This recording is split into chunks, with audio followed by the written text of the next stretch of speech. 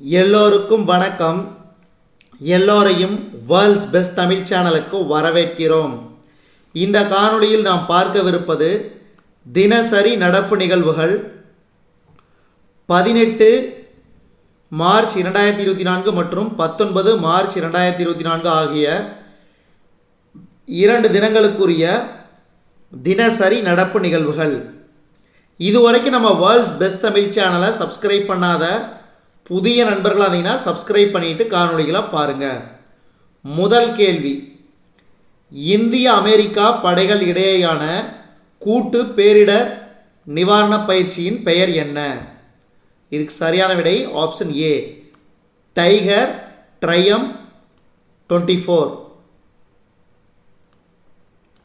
லமிட்டியே பயிற்சி 2024 என்ற கூட்டு இராணுவ பயிற்சி எந்த இரு நாடுகளுடன் தொடர்புடையது? இதுக்கு சரியான விடை ஆப்ஷன் சி, இந்தியா மற்றும் செசல்ஸ்.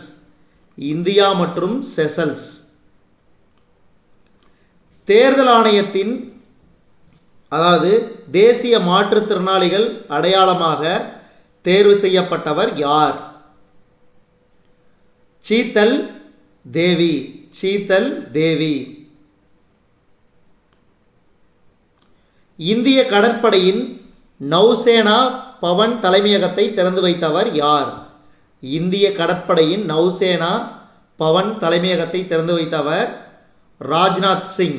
ராஜ்நாத் சிங். ஐஎன்எஸ் சில்கா கடற்படை தளம் எங்கு உள்ளது? ஐஎன்எஸ் சில்கா கடற்படை தளம் எங்கு உள்ளது? ஒடிசா.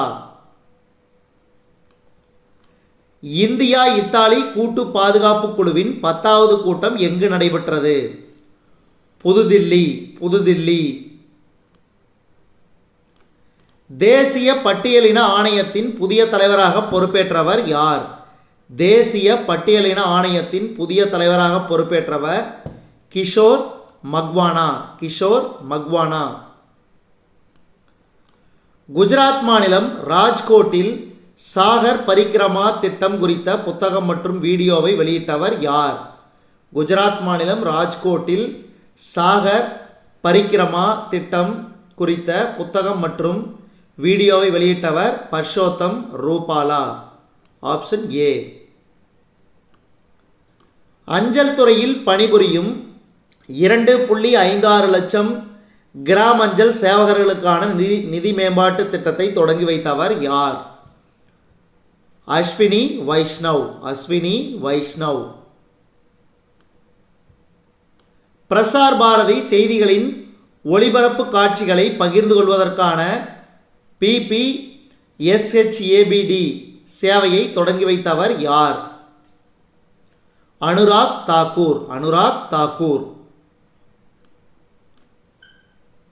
ஃப்ளை 91 என்ற நிறுவனத்தின் புதிய விமான சேவையை தொடங்கி வைத்தவர் யார்? ஃப்ளை 91 என்ற நிறுவனத்தின் புதிய விமான சேவையை தொடங்கி வைத்தவர் ஜோதிராதித்ய எம் சிந்தியா. ஜோதிராதித்ய எம் சிந்தியா. 12வது கேள்வி, 2024 ஆண்டு இந்தியன் வெல்ஸ் ஓபன் டென்னிஸ் போட்டியில் ஆடவர் பிரிவில் சாம்பியன் பட்டத்தை வென்ற வீரர் யார்? 2024 ஆண்டு இந்தியன் வெல்ஸ் ஓபன் டென்னிஸ் போட்டியில் ஆடவர் பிரிவில் சாம்பியன் பட்டத்தை வென்ற வீரர் கார்லோஸ் அல்கராஸ். Carlos Alcaraz. 2024 ஆண்டு இந்தியன் வெல்ஸ் ஓபன் டென்னிஸ் போட்டியில் மகளிர் பிரிவில் சாம்பியன் பட்டத்தை வென்ற வீராங்கனை யார்? போலந்து நாட்டின் இகா சுயாடெக். போலந்து நாட்டு வீராங்கனை இகா சுயாடெக். லாரா கென்னி எந்த விளையாட்டுடன் தொடர்புடையவர்? லாரா கென்னி எந்த விளையாட்டுடன் தொடர்புடையவர்? சைக்கிளிங். சைக்கிளிங் விளையாட்டு வீராங்கனையான லாரா கென்னி சமீபத்தில் தனது ஓய்வை அறிவித்தார். 2024 ஆண்டுக்கான மகளிர் பிரீமியர் லீக் கிரிக்கெட் தொடரில் சாம்பியன் பட்டத்தை வென்ற அணி எது? 2024 ஆண்டுக்கான மகளிர் பிரீமியர் லீக் கிரிக்கெட் தொடரில் சாம்பியன் பட்டத்தை வென்ற அணி எது? Royal Challengers Bengaluru. கோவா மனோகர் சர்வதேச விமான நிலையம் மற்றும் லட்சத்தீவின் அகத்தி தீவுகளிடையே விமான சேவையை ஃப்ளை 91 நிறுவனம் தொடங்கியது. மாகாண கவர்னர் ஜெனரல் வாரன் ஹேஸ்டிங்ஸ் கொல்கத்தாவில் தொடங்கி வைத்த இந்தியாவின் முதல் தபால் நிலையம் 250 ஆண்டுகளை நிறைவு செய்துள்ளது. ரஷ்யாவின் புதிய அதிபராக 5வது முறையாக விளாடிமிர் புட்டின் மீண்டும் தேர்ந்தெடுக்கப்பட்டார். சுபாஷ் சந்திரபோஸின் வாழ்க்கையை அடிப்படையாக கொண்ட சுபாஷ் அபிநந்தன் டிஜிட்டல் கண்காட்சியை மத்திய அமைச்சர் அர்ஜுன் ராம் மேக்வால் திறந்து வைத்தார். இந்தியாவில் நிதி தொழில்நுட்ப சூழலை வலுப்படுத்த மத்திய அரசும் ஆசிய வளர்ச்சி வங்கியும் $23 மில்லியன் கடன் ஒப்பந்தத்தில் கையெழுத்திட்டன. அடிப்படை எழுத்தறிவு மற்றும் எண்ணறிவு மதிப்பீட்டு தேர்வு உல்லாஸ் நவபாரத எழுத்தறிவு திட்டத்தின் கீழ் நடத்தப்படுகிறது.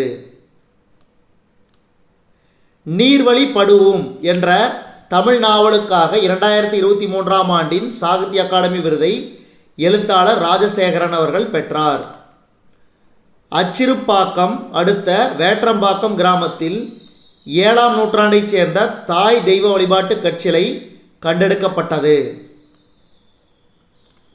போலந்தில் நடைபெற்ற 2024 கிராண்ட் ஃப்ரீ துப்பாக்கி சுடுதல் போட்டியில் இந்தியாவுக்கு 2 தங்கம் உள்பட 6 பதக்கங்கள் கிடைத்தன.